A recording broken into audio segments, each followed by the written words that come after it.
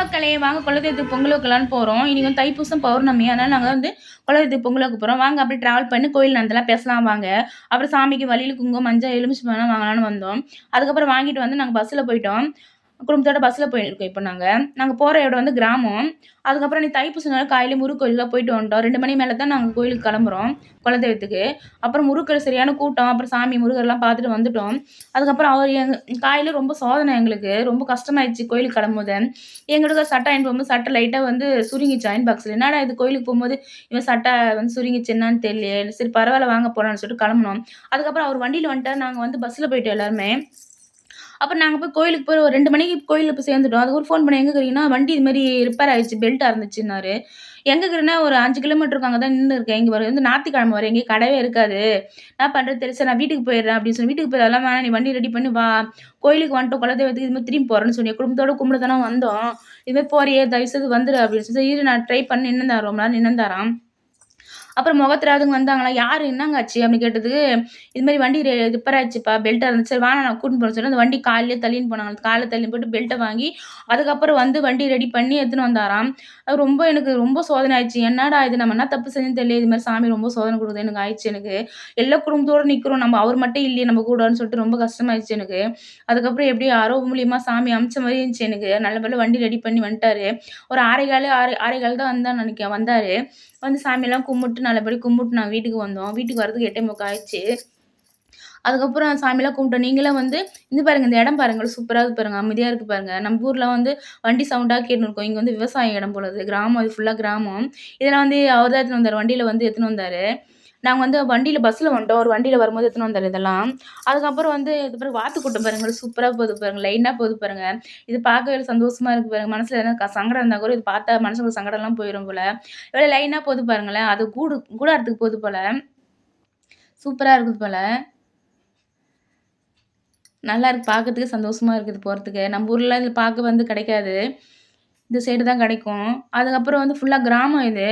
வண்டி சவுண்டு எந்த சவுண்டும் கேட்கல. ஒரு கிளி சவுண்டு வேற விவசாயம் பண்ற அந்த நெல் வாசனை அதான் நல்லா சூப்பரா இருந்துச்சு பார்க்கறதுக்கே. இங்கேயே இருக்கலாமான்னு தோணுது. நம்ம ஊர்ல எப்ப பார்த்தாலும் அந்த வண்டி சவுண்டும், வேற என்ன சவுண்டும் கேட்டுன்னு கிடக்கும். இங்கலாம் வந்து அமைதியா இருக்கு. இது மாரி இடம்லாம் சூப்பரா இருக்கு. இது வந்து தை மாசம் பொங்கல் முடிஞ்சு தை மாசம் தொடங்குச்சு. வந்து நெல் பயிர்லாம் அறுத்துட்டுருக்காங்க. அதில வந்து மூட்டை கட்டி வச்சிருந்தாங்க.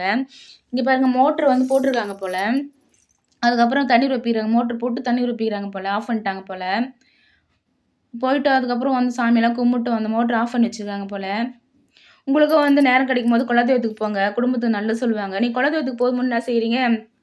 வெல்லத்த வாங்கி வீட்ல வச்சுன்ட்டு, அதுக்கப்புறம் சாமிக்கு எடுத்துன்னு போங்க. இப்ப நாங்க குலதெய்வத்துக்கு வந்துட்டோம். இப்ப வந்து நாங்க இதான் எங்க குலதெய்வம். இப்ப பொங்கல் வச்சுன்னு இருக்கோம். அதுக்கப்புறம் வெல்லத்த வாங்கி வீட்ல வச்சுன்ட்டு எடுத்துன்னு போங்க. அங்க போய் கடையில வாங்காதீங்க. வீட்ல வச்சுன்ட்டு எடுத்துன்னு போங்க. அப்புறம் குலதெய்வம் மண்ணு கூட எடுத்துன்னு போய் வீட்ல கட்டலாம் நல்லது சொல்லுவாங்க.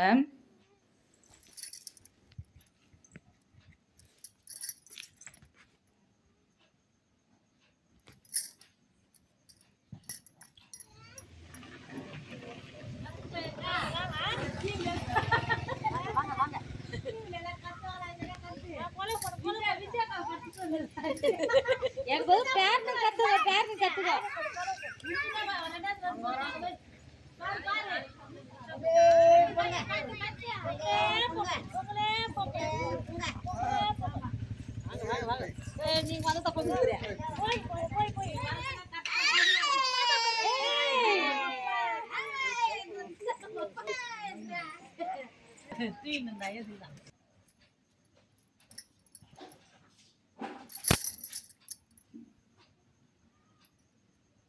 பொங்கல்லாம் வச்சிருந்தோம். அதுக்கப்புறம் ஃபோன் பண்ணோம். கொஞ்சம் வர கொஞ்சம் லேட் ஆகும். அ வண்டி ரிப்பேர் காண்ட இடத்துல நின்ட்டோம். இந்த வண்டி ரெடி பண்ணிக்கிறேன். அது வர லேட் ஆகும் அப்படின்னு சரி, சரி வாங்க பொறுமையா வாங்க.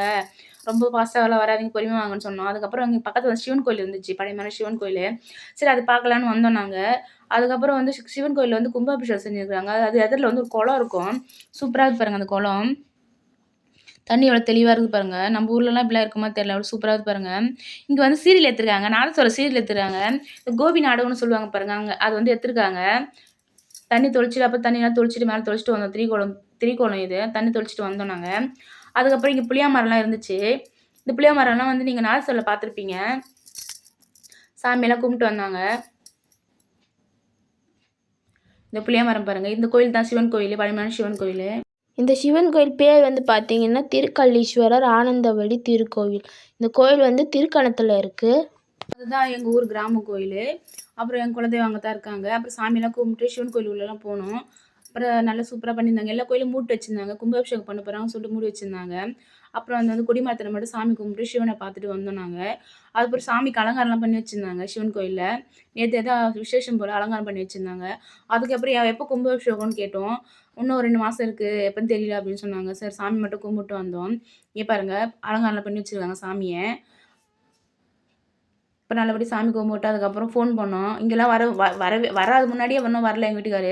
அப்புறம் வந்ததுக்கப்புறம் ஃபோன் பண்ணேன். சரி வந்துன்னு இருக்கேன் வந்துடு அப்படின்னு சொன்னார். அவர் சாமி பார்த்து சிவன் கோயிலுக்கு போயிட்டு அதுக்கப்புறம் வந்தோம். வந்துட்டு அதுக்கப்புறம் வந்து 6:15 இருக்கும். அப்போ தான் வந்தார். சாமி கும்பிட்டு நல்லபடியா சாமி கும்பிட்டு வீட்டுக்கு வரதுக்கு 8:45 ஆயிடுச்சு. இதுதான் சிவன் கோயில். அதுக்கப்புறம் வந்துட்டோம் நாங்க. உங்களுக்கு நேரம் கிடைக்கும் போதெல்லாம் போங்க. நம்ம குலதெய்வம் வந்து நம்மள எதிர்பார்த்துன்னு இருக்குன்னு சொல்லுவாங்க. நம்ம குடும்பம் எப்போ வரும்? நம்ம பார்க்கணும்னு சொல்லிட்டு சொல்லுவாங்க. எவ்வளோ சோதனை குடுத்தாலும் நீங்க குலதெய்வத்துக்கு போயிட்டு வாங்க. அவ்வளோ நல்லது சொல்லுவாங்க. நம்ம எது மறந்தாலும் மறக்கலாம். குலதெய்வத்த மறக்கக்கூடாதுன்னு சொல்லுவாங்க. வாங்க நீங்களும் குலதெய்வத்துக்கு போயிட்டு வாங்க. நாங்களும் சாமி கும்பிட்டு வந்தோம்.